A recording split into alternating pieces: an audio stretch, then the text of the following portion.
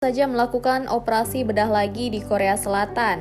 Kali ini operasi dilakukan di bagian leher Lucinta Luna.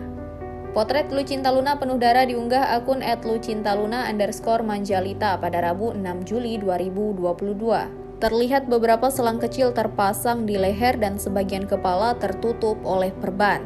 Dalam unggahan selanjutnya, Lucinta Luna mengaku akan membuang kodam dan mengubah wujud lagi.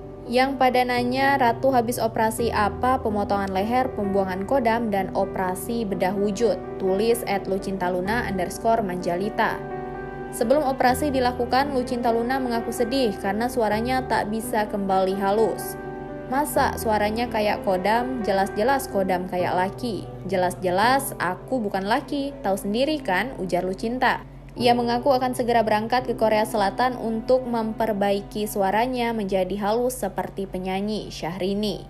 Dalam postingan tersebut, Lucinta Luna berpamitan dengan suara kodam yang selama ini terkenal saat ia berkata "azek" tersebut. Sebelum heboh operasi suara, Lucinta Luna pamit dari Instagram.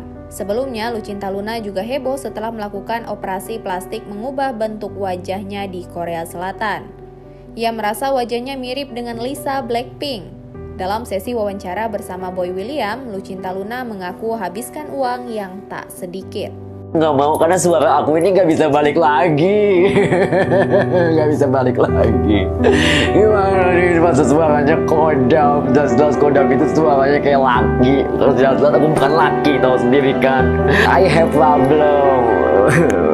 Ya, cut girape ya. Oke, aku mau operasi lagi guys. Aku ingin mengembalikan suara-suara ini supaya kodamnya langsung hilang, supaya aku kembali lagi menjadi suara merdu. Kalau perlu Syahrini lewat suaranya. Asik.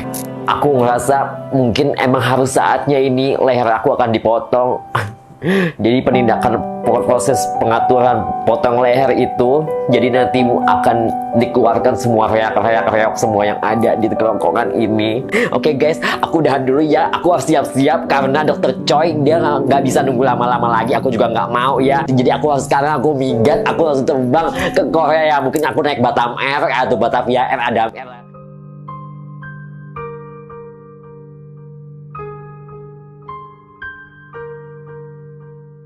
Terima kasih sudah nonton.